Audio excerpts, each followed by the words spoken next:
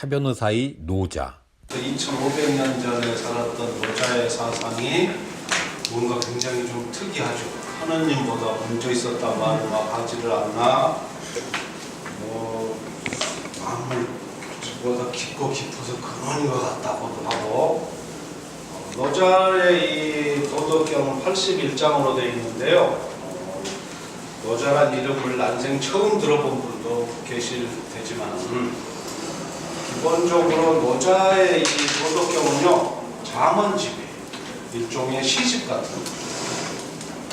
근데 이 사상이 워낙 심오하다 보니까 이 시집이 그 내면에 들어있던 철학적인 이 뜻 때문에 이 동아시아에서는 철학이 물등으로 2500년 동안 쭉 인구에 해자되더라고요.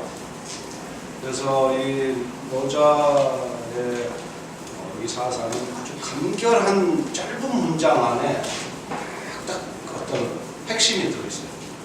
요즘 그 서양 사람들이 쓴 책을 듣고 한번 봐보세요. 문장이, 특히 칸트 같은 철학자는 이 관계대명사절로 이걸 내용을 해가지고, 독일어 문장이 원래 길잖아요. 그 사람들이 만연체 명수들인데 한 문장이 막 한 페이지 반씩.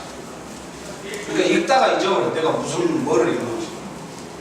근데 이 노자의 글쓰기 방식은, 여기 뭐 글 쓰시는 분들도 계시겠지만은 아주 간결체의 핵심을 보여요.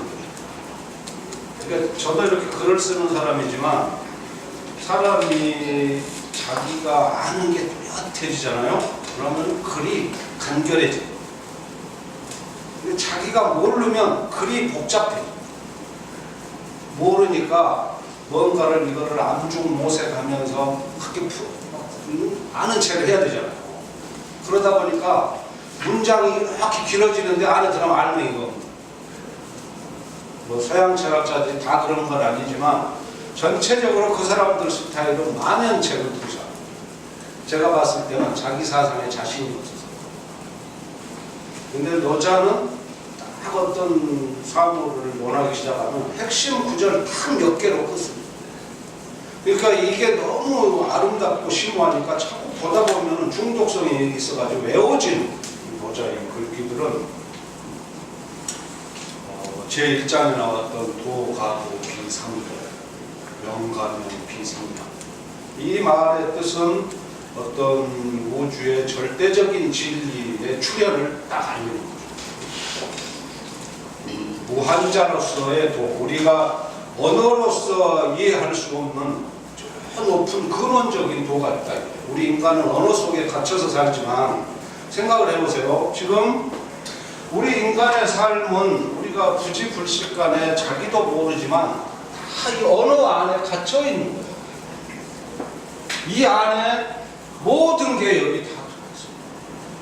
우리 사회에서 쓰는 온갖 개념, 뭐 자동차, 버스, 택시, 그리고 나라, 국가, 조국, 사랑, 미움, 모든 개념들이 하느님, 우리가 쓰는 이런 모든 개념과 언어들이 여기 다 들어있는 언어. 근데 여러분이 어느 날 눈을 젖혀서 이 우주를 보다가 크게 한번 뭔가 눈을 뜨면서 생각을 해보세요. 정말 우리 언어 안에 있는 이런 이 개념들, 요 몇 조각 안 되는 이게 이 우주 전부를 설명할 수 있겠어요? 택도 없는 이야기. 그러니까 우리는 우리 인간의 인지에 갇혀가지고 이것이 전부인 줄 알고 이것만을 공부를 하는 거예요. 근데 우리가 학문이라고 하는 것의 전체 그 분량은 실은 우리끼리의 약속인 것이 많아요. 우리가 저것을 택시라고 부르기로 하자. 이게 약속이 있잖아요. 어떤 물건이 태어나면 거기에 대해서 저것을 선한 것이라고 부르자. 선과 악을 우리가 정한 거잖아요. 그렇지, 이 우주 바깥에 진짜 어떤 선악이 따로 있었을까요? 우리가 어떤 사물을 가리켜서 아름답다, 아름답지 않다라고 지금 다 정해져서 이 안에서 살고 있습니다. 그래서 그 기준에 맞춰보려고 아침에 다이어트도 하고 뭐 아이크림도 발라보고 그러고 지금 오셨잖아요. 여기. 그 모든 게 요 안에 있는 거죠. 근데 그 중국의 그 빼어난 서시라는 그 미인이 미스 차이나에 몇 번이 뽑힌 그 고대 2000년 전의 여자인데 그렇게 정말 진정한 아름다움이라는 게 있으면 이 여자가 호숫가를 지나가면 잉어들이 아 이쁘다 그렇게 나와야 되는데 이렇게 다 도망가죠. 장자에 보면 그런 말이죠. 인간의 미라는 게 대체 뭐냐?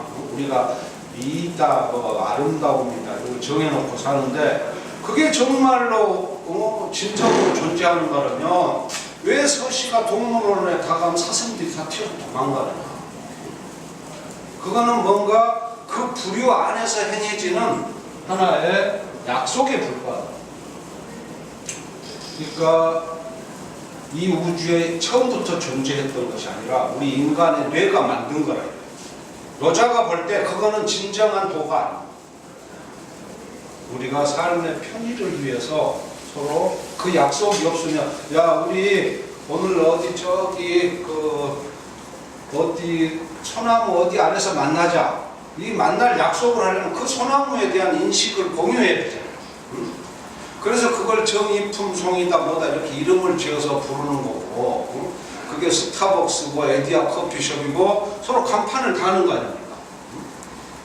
그거는 다 우리의 어떤 삶의 편의를 위해서 우리가 스스로 정한 인위적인 약속이고 거기에 아무 우주 본래적인 진리는 들어있지 않는 거예요.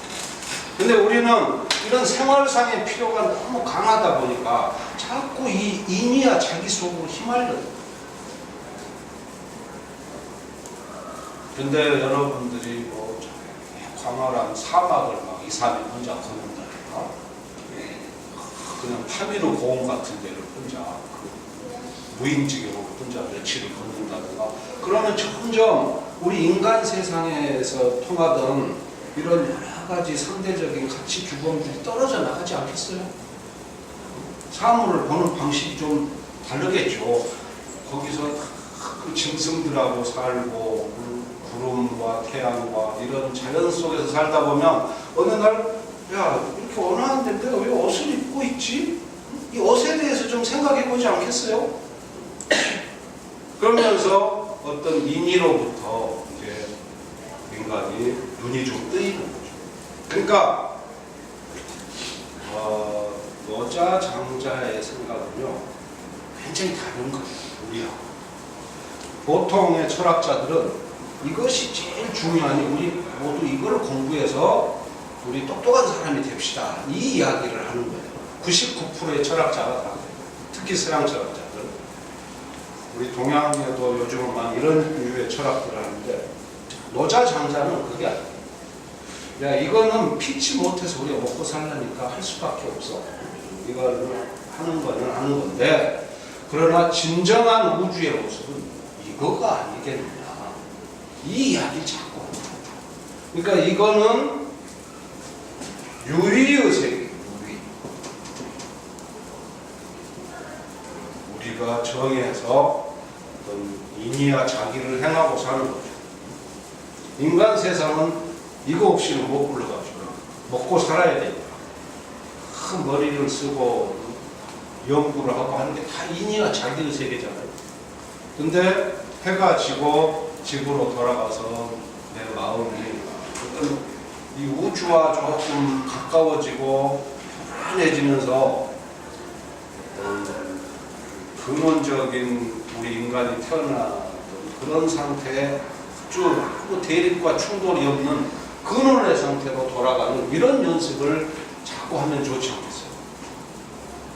그러니까 이런 깊은 휴식을 주고 힐링을 주는 이런 마음 공부를 하자는 게 여자 장자의 기본 뜻입니다. 그러니까 이게 무의죠. 그러니까 우리 현대인들이 모두 스트레스 받고 괴로워하는 이 묘에는 유의가 있다. 이 유의를 떨고 무의로 가는 어떤 우주적인 큰 무의. 저번 시간에도 말씀드렸지만 조물주께서는 이 커다란 지구를 돌리는데 기름 한 방울 안 쓰시잖아요. 우리는 조그만 티코 한 대를 타고 서울역을 가려도 기름을 얼마나 씁니까? 이런 게 다 유이고 자기. 조물주는 이 거대한 우주를 돌리시는데 에너지를 하나도 안 쓰시죠. 이런 게 진정한 무의라고. 억지로 뭘 하지 않아도 사물이 본성에 따라서 제 자리를 찾아가요. 이게 노자 철학의 양대 축입니다. 노자는 무슨 사물을 보든지 유의와 무의의 이 틀로 이렇게 봅니다. 그리고 자기 삶의 방식을 항상 무의의 틀로 걸러요. 우리 시골에 쓰는 채가 있죠, 채. 쭉정이를 이렇게 걸러내고 알고만 이렇게 꼽는 그 채로 무의의 이 채를 쓰는 거예요. 그래서 하루 해가 저물고 집으로 가는 길목에서 스스로 자아성찰을 하는 거죠. 오늘 내가 너무 지나치게 유의와 자기의 삶을 살지 않았나? 그걸 이 무의의 채로 걸러버려요. 내가 이 우주의 어떤 자연스러운 흐름에 따라서 오늘 하루를 살았는가? 아니면 나의 인이와 자기를 그걸 막 드러내놓고 살다가 남과 충돌하진 않았는가? 이 큰 두 양대 축을 유의와 무의라는 이 개념을 통해서 노자가 계속 구사합니다. 그래서 이 도덕경 81장은 실은 장마다 배후에 설령 무의라는 말이 안 써져 있더라도 그 배후에 항상 이렇게 그림자처럼 떠받치고 있는 것은 이 무의의 사상. 그러니까 모든 노자 책의 이 굴러가는 방식은 어떻게 사람들에게 이 무의를 설명해 볼까 여기에 맞춰져 있는 거예요. 그러니까 우리의 삶의 방식에서도 항상 이 무의와 유의의 이 관점을 유념하시고 보다 보면 종래 인간들이 늘 갇혀있던 이 비좁은 세계, 종래의 이 학자란 사람들이 보지 못한 어떤 순수한 그 동시고 세계가 아직도 어마어마하게 큰 세계가 다 있어요. 지금 뭐 우리 학문이 책이 수천만 권이 있어서 이게 이 학문의 양이 물론 엄청나죠. 그렇지만 여기에는 상당량 쓰레기 더미가 들어있는 거고 이걸 대비작으로 쓸어내고 나면 사실 건질 거는 그렇게 많지 않아요. 오히려 많은 거는 지금 우리 모르고 있는 이 우주의 텅 빈 이 순수한 어떤 세계에 관한 이 접근을 못하고 우리 여기에 갇혀서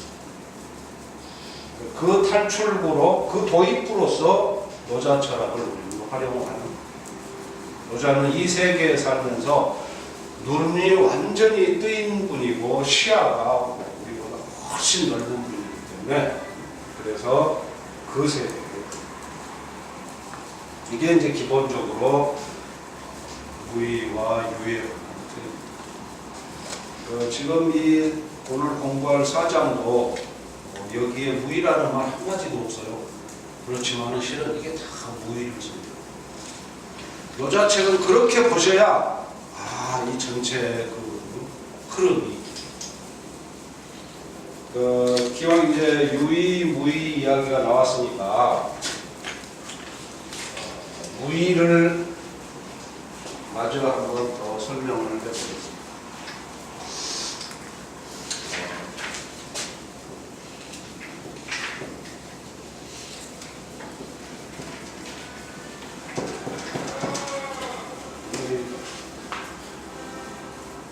무의를 지금 제가 개략적으로 설명을 했어요. 근데 잘못 이해하면 무의가 바보 같은 게 돼요. 노자 철학에서 빠지기 쉬운 함정이 그건데 지금 산중에서 무슨 도가풍의 그런 삶의 방식을 취하는 사람들이 무의를 원하는 것은 노자가 말하는 무의는 그게 아니에요. 노자가 말하는 무의는 도포자락 휘날리고 시간이 가는 동 마는 동안 저 깊은 산속에 사람이 가만히 가만히 앉아서 세월 따먹고 앉아있는 그거는 무의도시. 무의도시하고 무의를 다 구분해. 그러니까 인간의 삶의 방식은 일단 우리가 눈을 뜨면 어떤 생활상의 필요에 의해서 자기와 인의를 안 할 수는 없죠. 안 할 수 없는데 여기에서 이탈한 사람들이 있어요. 그래서 전혀 사회에 도움이 안 되는 삶의 방식을 취하면서 이탈해서 사는 이런 사람들, 이제 이런 사람들은 무의를 스스로는 뭐 그런 착각 속에서 살고 있는지 모르지만 여자의 관점에서 보면 그거는 무의도식입니다. 그러니까 무의가 있고 유의가 있고 또 다른 차원의 무의도식이 있는 거죠. 우리 정상인들은 유의를 행하면서 열심히 살려고 하죠. 근데 이 유의 안에 들어있는 독소 때문에 우리가 스트레스를 받고 병을 얻으니까 그 어떤 한계를 벗어나 보기 위해서 무의를 이야기하는 거죠. 그래서 노자의 무의는, 노자가 가장 유명한 노자 구절이 이거잖아요. 무의이 무불이.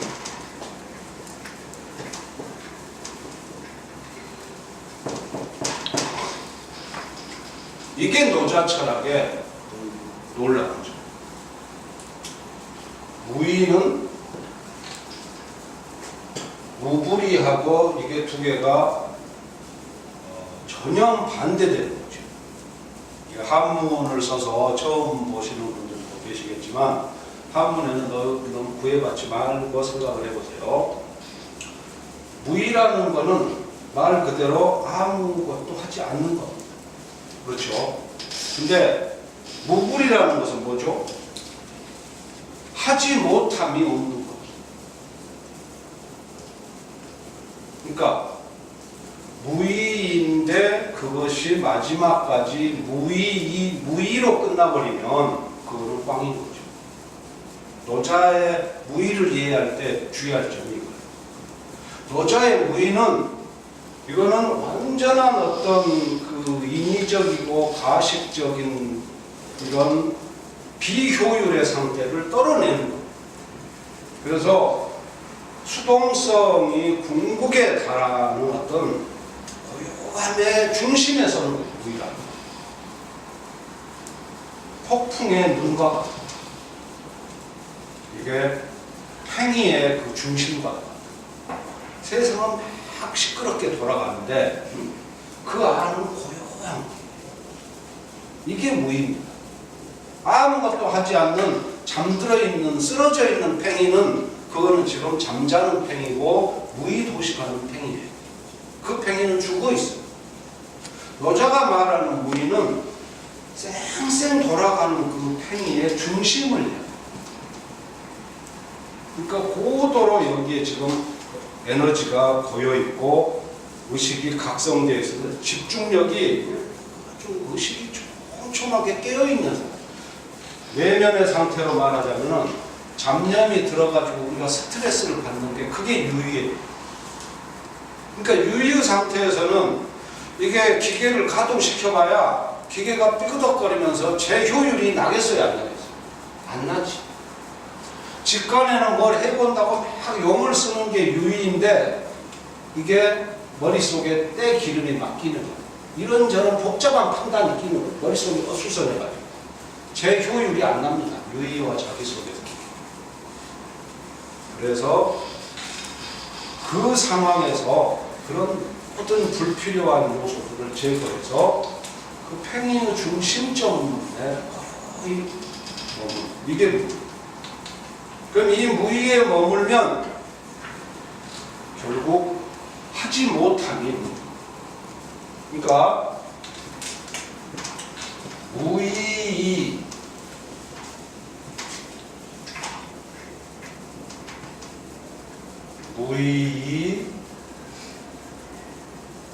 무의가 있을 수 있어요. 이게 이제 제일 바보 같은 무의지. 무의를 잘못 공부해가지고 혼자 산속에 들어가서 도포자락 휘날리면서 세월 까먹고 앉아있는 사람들이 생각하는 잘못된 무의가 이거. 노자의 무의는 절대 이거. 노자의 무의는 이 시간의 중심 안에, 우리 생활의 어떤 중심 안에, 우리 시 있죠, 시장 그 떠들썩한 그 중심에 있는 거예요. 주변은 막 시끄럽게 돌아가는데 스스로는 고요히 깨어 있을 수 있는 그 집중 상태, 그게 무의. 그러니까 이걸 잘못 생각하면 혼자 아무것도 하지 않고 놀다가 그런 인생은 무의로 끝나는 거죠. 별장 다 본 거지. 이게 무의도식이라 이거예요. 노자의 무의는 그게 아니고 무의에 이르러서 그러니까 어떤 수동성의 궁극에 이르러서 만능의 활동성을 얻어요. 활동성이 극에 도달할 수 있는. 그러니까 이게 수동성의 극이고 이거는 능동성의 극이죠. 극과 극이 통하는. 이게 쉬운 개념은 아니지만 늘 이거를 염두에 두고 무의무불이 이 생각을 많이 해보세요. 여러분이 뭘 하다가 딱 부딪혀서 일이 어그러졌다. 그거는 무의무불이가 안 된 거. 뭐를 시도했는데 도중에 일이 망쳐졌어. 그거는 무의무불이가 안 된 거지. 그거는 통상의 우리 삶의 방식은 과도한 유의로 시작해서 무의로 끝나는 거죠. 뭐를 애써서 시도했는데 무의로 끝나는 일이 많잖아요. 그러니까 우리 삶의 모든 어떤 궁극의 목표는 무불이에요. 무불이. 어떻게 우리가 이 거친 일의 상황 속에 들어가서 이 일을 완성시킬 것인가. 무불이죠. 전쟁으로 치면 백전백승 하는 거. 하지 못함이 없는. 이게 우리 삶의 모든 사람들이 가고자 하는 궁극의 목표 지점이 이거란 말이에요. 전쟁에 나가면 승리하고, 어떤 일을 시작하면 완성에 이르고, 뭔가 성취를 하고, 완전에 도달하는 이 상태, 무불이. 이걸 누구나 다 이걸 바래서 열심히 노력하고 사는데 시작점이 두 가지가 있다 이거예요. 시작점이.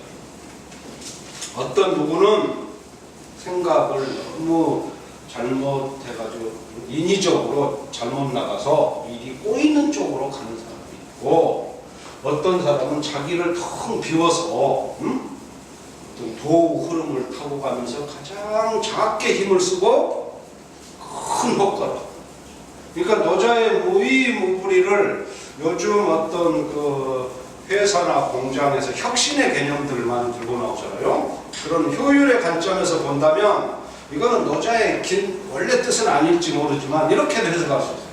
무의라는 것은 최소의 비용을 들여요. 최소. 거의 내 몸을 안 움직이는 정도의 최소의 비용을 들여서 무불이 최대의 효율에 도달한다. 이렇게 보면 노자의 이 무의무불이는 어떤 궁극의 혁신을 이야기합니다. 우리가 일생을 살아가는 삶의 방식 중에서 이게 궁극의 자기 혁신을 이야기합니다. 우리가 지금 50년, 60년, 70년 가지고 인생을 살아가는데 과연 이 무의무불이가 제대로 이루어졌던 적이 몇 번이나 있습니다. 왜 나는 무불이에 못 이르렀을까 그때? 왜 남하고 그때 이 일을 서로 원만하게 화해하지 못하고 그 일이 어그러지고 말았던 이런 모든 문제. 지금 회사들이 어떤 회사는 승승장구해서 일취월장하는데 어떤 회사는 파산해서 망하잖아요. 누구는 무불위에 이르고 누구는 무불위에 이르지 못하는 문제입니다. 자기 혁신의 문제에서도 실은 결국 가장 중요한 것은 어떤 유의와 자기를 제거하는. 그러니까 학문의 핵심에도 실은 노자가 학을 여러 차례 비판하지만 학도 제대로만 하면 그 안에서 도에 이르는 길이 있을 거예요. 근데 자꾸 유의의 관점에서 잘못된 시작을 하면 학문이 지식의 덤남하는 그 쓰레기 덩어리처럼 그 부피만 커지지 진정한 진리가 없어져요. 노자의 무의무불이를 정확하게 이해할 필요가 있습니다.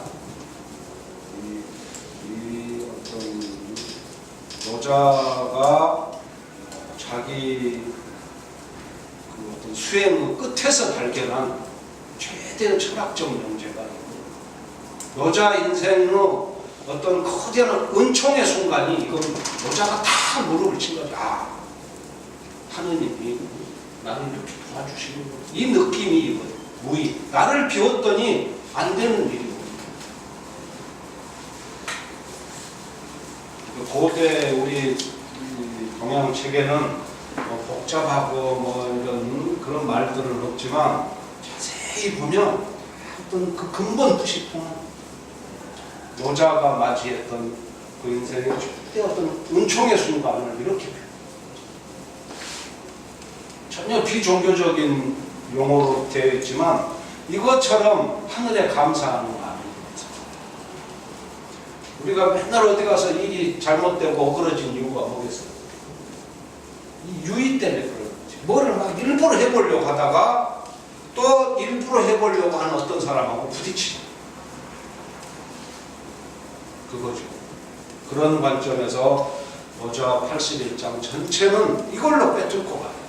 그러면 노자가 이렇게 흘려놓은 것 같은 말들도 다 맥락이 통해서 이렇게 다 들어요.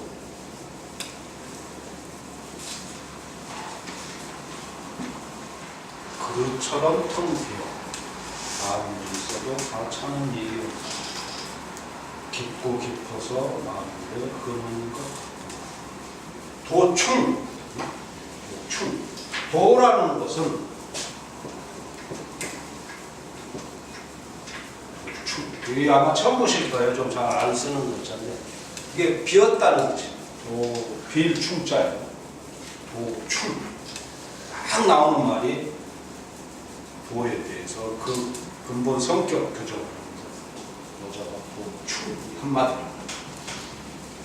그러니까 우리가 지금 4장에 들어왔죠. 이 4장이 가지고 있는 의의가 도덕경에서 상당히 큽니다.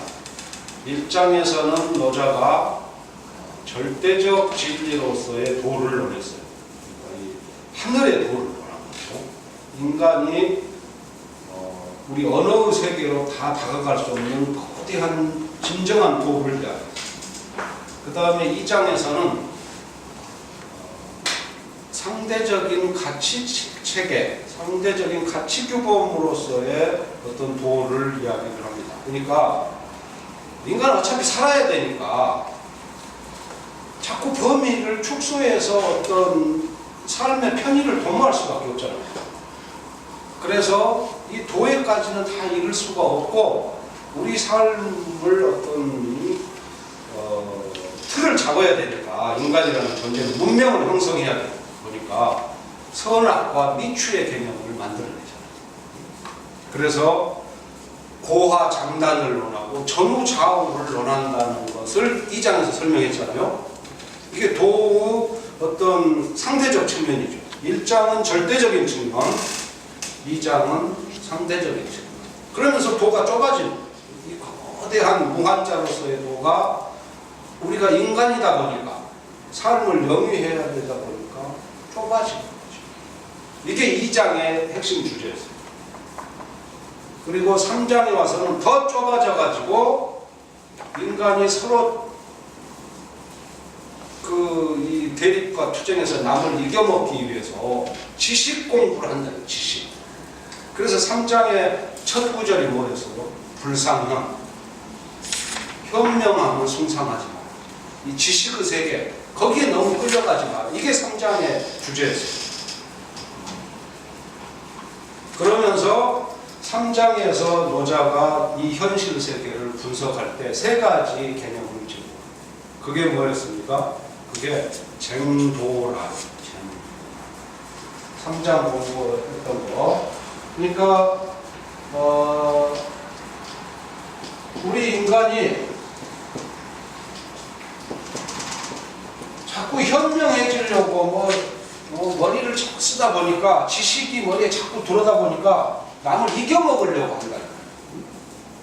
그러니까 다툼이 시작되는 거지. 자기 생각이 옳다는 이 주장. 근데 상대가 가만히 있습니까? 저놈이 바보가 아니거든. 지도 또 들은 학문이 있다. 그 부딪히는 거죠. 이게 쟁이죠. 이 노자의 지적을 이렇게 따라가다 보면 정말 예리하다는 거라. 이 현명함을 숭상하지 말라는 이 현은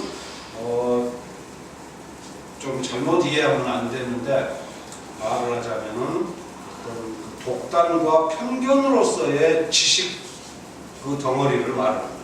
진정한 현명함이 아니고 현명한 척하는 거. 응? 지금 우리 맨날 싸움이 왜 그래 일어나요? 현명한 척하니까 싸움이 일어나지. 그래, 네가 나보다 똑똑하다. 네 말이 맞을 수도 있다. 이런 무슨 이 싸움이 일어나겠어요? 안 일어나지. 근데 내가 실은 너보다 더 똑똑한데 이 새끼가 나한테 까불고 대드네? 그러다 보니까 일어나는 게 쟁이잖아요. 다툼. 그러니까 이 기본이 지식에 있다는 거죠. 잘못된 지식, 진짜 지식이 아니고 누가 조용필이 고향이 부산이라고 하고 누가 마산이라고 둘이 신나게 싸우다가 이게 실화예요. 신문에 났던 거예요. 어떤 남자하고 여자가 술 먹다가 그래가지고 서로 결국에는 치고 말았어. 그러니까 끌려와서 보니까 조용필이 고향이 어디 딴 데를 그런 식이죠. 그런 일 많잖아요. 솔직히 인간에게는 각인 효과라는 게 있습니다. 이걸 잘 이해를 해보세요. 우리가 딱 태어나서 알에서 까고 나오는 첫 보는 게 이게 지 엄마예요. 그래서 그 다음 날부터는 이 엄마만 따라다닙니다. 그러니까 이 어둠 속에 있던 하나의 생명체가 알을 까고 탁 나와서 첫 대면하면 거기에 대한 의존도가 100%가 됩니다. 그래서 엄마가 죽고 없습니다. 어미 오리가 죽었어. 그래서 옆집 또순이가 얘를 가서 까는 순간 이렇게 지켜보고 있었거든요. 근데 이 오리가 딱 나오니까 옆집 또순이가 지금 보고 있으니까 15살 먹은 중학생이 얘를 엄마로 착각하는. 그러니까 그 다음 날부터 계속 얘만 따라다니는 거예요. 얘가 이제 물론 밥도 주고 뭐도 주고 하죠. 응? 그러니까 얘 생각 안에는 내 엄마는 저 사람이다. 이거 이제 얘네들은 인지가 개발이 안 됐으니까 이런 게 우리 안에도 있는 거예요.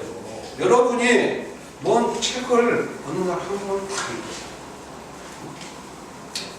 그럼 이게 처음 자기 본 책이잖아요. 그건 마치 오리가 알에서 까고 나온 상황하고 같은 거예요. 첫 책에 과도하게 애착을 살아요. 누구나 다 그거 있습니다. 그래서 이 지식이 잘못 입력되는 그 과정 중에 많은 프로테이지를 차지하는 게 처음에 어떤 지식을 접했느냐. 이게 우연일 수도 있는데 굉장히 좀 인간의 취약한 점이죠. 그래가지고 첫날 이 책을 읽은 사람은 이제 이걸로 머리 무장이 완전히 세상에 책이 수백 권, 수천 권이 있는데 이 사람은 이 책 한 권에 완전히 이제 목숨을 걸는 거죠. 그래서 이 책에 있는 게 다 진리고 딴 책에 있는 건 진리가 아닌 사람. 그래서 그 다음 날부터 누구를 만나가지고 이 책하고 다른 이야기만 하면 싸우는 거예요. 어쨌든 밥을 먹는데 이서진이 아버지가 이 길동이라 이거예요. 응? 우리나라의 유명한 무슨 금융업계 뭐랄까요. 그래가지고 두 사람이 티격태격 싸우는 거지. 그래서 핸드폰을 딱 해보니까 아닌 거예요. 그럼 이 사람 왜 그런 착각을 했을까요? 처음에 잘못 들은 게 있는. 그러니까 우리 안에요, 처음 잘못 들어서 입력된 잘못된 지식이 굉장히 많습니다. 그러니까 하나의 책을 읽고 나면 반드시 사람은 그 반대되는 책을 읽어서 이거를 균형을 잡아야 돼요. 음과 양이라는 거는 정신 안에 있는 거예요. 근데 사람이 안 그래요. 지 입맛에 맞는 이 책 딱 잡으면 이제 다른 걸 알아봤거든. 그러니까 그런 식의 어떤 우리 인간의 머리 구조, 이게 쟁을 불러일으키는 거예요. 여러분이 누구랑 막 다투는 걸 한번 생각을 해보세요. 뭔가 내가 알게 된 지식의 근원이라는 게 있을 겁니다. 그 지식의 근원으로 거슬러 가보세요. 어느 한순간에 딱 각인 효과처럼 들어왔던 이 지식에 대한 의심 없이 이것이 진리구나. 한번 여러분이 딱 그거를 근원하고 맺어진 그 순간이 존재하는 거죠. 그걸 깨야 돼요. 사물 제대로. 지금 그 이야기입니다.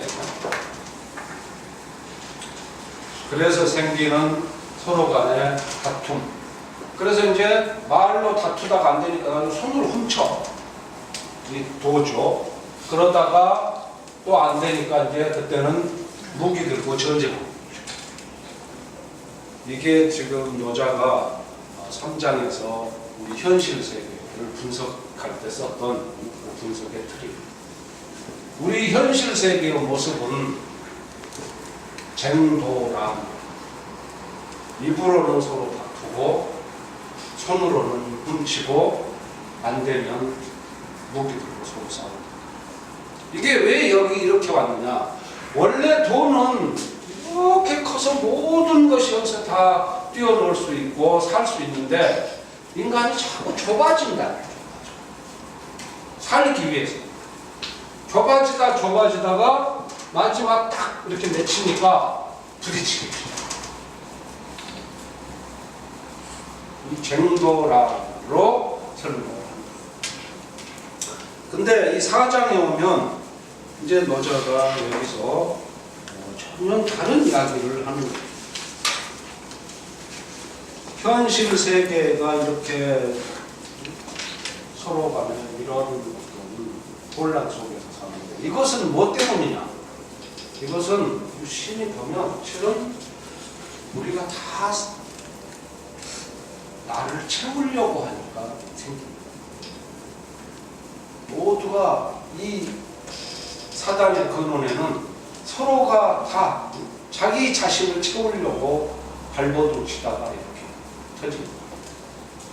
근데 노자가 큰 눈으로 도우 세계를 보니까 돈은 뭐냐? 돈은 전혀 채우는 게 아니고 거꾸로 텅 비어있더라. 도의 근본 성격은 충이다. 돈은 텅 비어있어. 그러면서 노자의 지금 첫 구절이 조금 복잡할 수 있는데 이걸 이렇게 이해하시면 됩니다. 도라는 것은 충이 부력.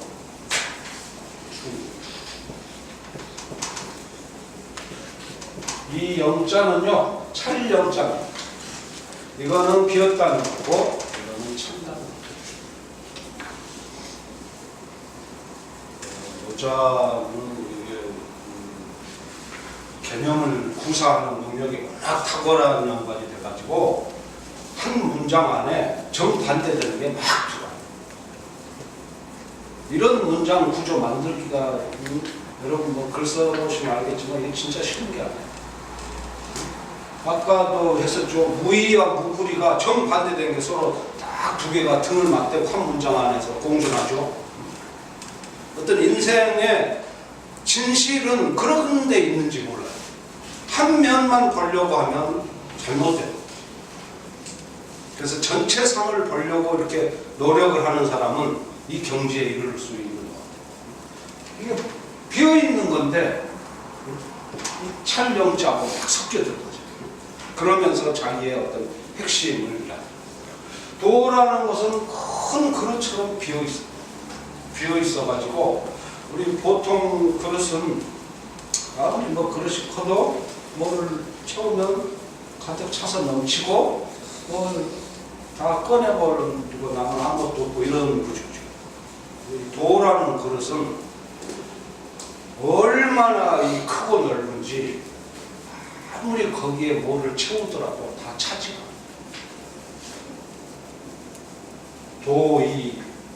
도충이 이런 관념은 요즘 사람들은 이해하기 정말 어려워요. 그러니까 이런 어떤 독특한 문구들은 혼자 이것을 이 껍질을 계속 까먹으면서 자기가 음미하는 거 외에는 방법이 없어요. 제가 도와드리는 거는 다만 여기서 슬쩍 어떤 그 각을 한번 뜨는 거지. 아, 이것이 갖는 어떤 근본 의미가 뭐다. 이거를 슬쩍 말해드리는 것 뿐이지, 이 진정한 맛을 음미하기에는 거기까지는 저도 못 도와드립니다.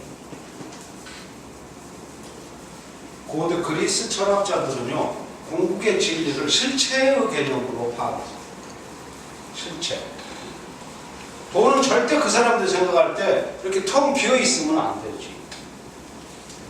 고대 그리스 철학자들은 그래서 이 실체를 플래넘이라고 해요. 플래넘.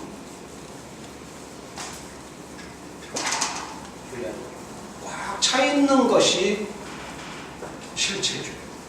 고대 그리스 철학의 핵심은 여기서부터 출발하는 거고, 이 계보의 선두에 서 있는 사람이 누구라 그랬어요? 그게 데모크리토스예요. 데모크리토스. 모든 원자는 실체라는 거예요. 근데 우리 노자 장자 철학은 알갱이는 노가 없어지면 허로 돌아간다. 그 너머를 보는 거죠. 그러니까 이게 지금 깊은 어떤 철학적인 큰 대립에 있고요. 도를 꽉 찬 실체로 보지 아니하고 텅 빈 허로 본다. 그러니까 이게 입자론을 대표하는 그 사조이고, 이게 파동론을 대표하는 철학적 사조와 배후에 지금 쫙 깔려있는 거예요. 그래서 도는 마치 이 우주를 상상해 보시면 이 우주가 큰 그릇인 거죠. 우주가 큰 그릇이어가지고 해도 달도 별도 우리가 우리 머리로 생각할 수도 없었을 만큼의 큰 이 별들이 수억만 개가 지금 이 큰 그릇 안에 떠들고 있잖아요. 근데 언제 여러분 이 그릇이 넘쳐나가지고 잘못된 적이 있습니다. 이 우주라는 이 그릇, 이 도, 이거는 모든 것을 다 받아들이죠. 충이.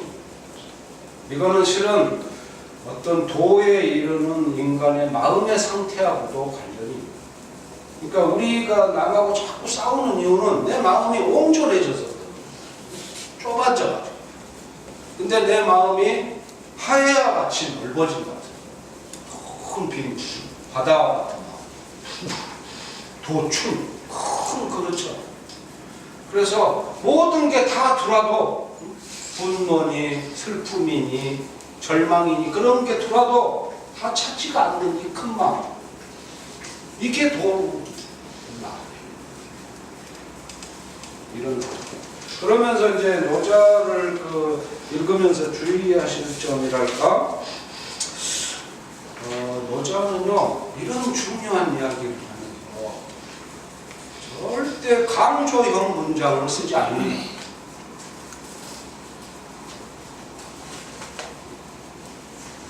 그 내공이 낮은 사람일수록 뭐를 중요한 대목에 가면 막 언성을 높이고 막 제스처를 만큼 해가지고 강력히 주장하는 거입니다. 막 이건 하수. 노자는 중대한 대목에 가면은 말을 점점 느리게 하고 작게 좀 고요한 목소리로 말하기 시작. 진짜 이 노자의 이 철학하는 방식은 독특. 여기에 지금 문장의 끝이라고 할 만한 게 지금 한 서너 군데 있거든요. 그거를 보면 첫 문장이 이렇게 되잖아요. 돌 그릇처럼 덤비어 아무것도 찾는 일이었나.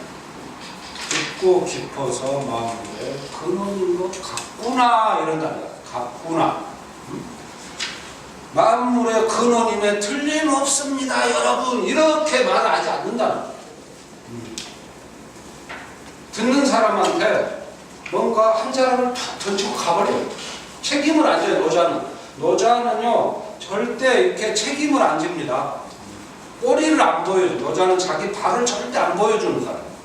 워낙 동작이 빨라가지고 누가 조금 알아들으려고 하면 한마디 툭 던져주고 얼른 도망가. 이게 그 장면입니다. 만물지종, 만물의 근원. 그 앞에다가 사자를 써요. 사. 근사하다는 거. 사만물지종. 이게 그겁니다. 이게 그런 것 같구나. 만물지종임에 틀림없습니다. 확 이게 아니에요. 이게 노자의 묘미라니까요. 그러니까 노자를 실제 이 책을 읽을 때 내용에도 집중하시지만 형식에도 집중해 보시면 노자를 읽는 재미가 새로워요. 또 쭉 아래 내려가면 그 중간쯤 아래 보면 뭐 고요하고 고요하여 마치 있는 듯 없는 듯 하구나 이러죠. 이런 게 다른 무슨 철학 서적에서는 느낄 수 없는 거예요. 지금 모든 사람들은 내가 진리다라고 하는 놈을 막 쫓아다닙니다.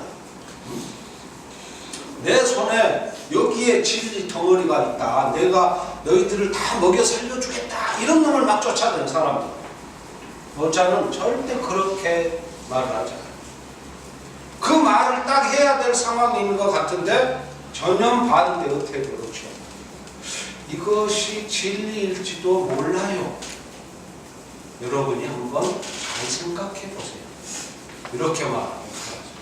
맨 마지막 문장도 보세요. 나는 도가 누구의 아들인지 알지 못하나 하느님보다 먼저 있었으니 틀림없도다. 이거 번역 제가 잘못합니다. 이건 한번 제가 이렇게 한번 해봤는데 실은 노자의 뜻에 맞추려면 이렇게 번역을 하면 안 되고 하느님보다 먼저 있었던 것 같구나 이렇게. 이게 상자입니다. 그거 보면은 저 맨 한문 써진 거 있죠. 상제지선 이렇게 써졌죠. 상.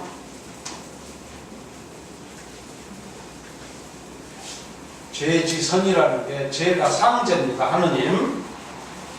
하느님보다 먼저 있었던 것 상. 이 코끼리 상인데 코끼리라는 게 워낙 커가지고 유명한 일화가 있잖아요.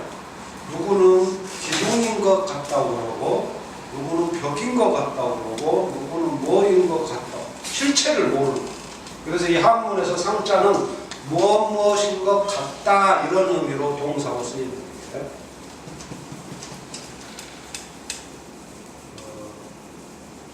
그러니까 이 책 마지막도 그렇게 이해를 하시면 좋겠어요. 하느님보다 먼저 있었던 것 같구나. 이 노자의 어투에 여러분들이 좀 적응을 하셔야 노자를 진짜 이해합니다.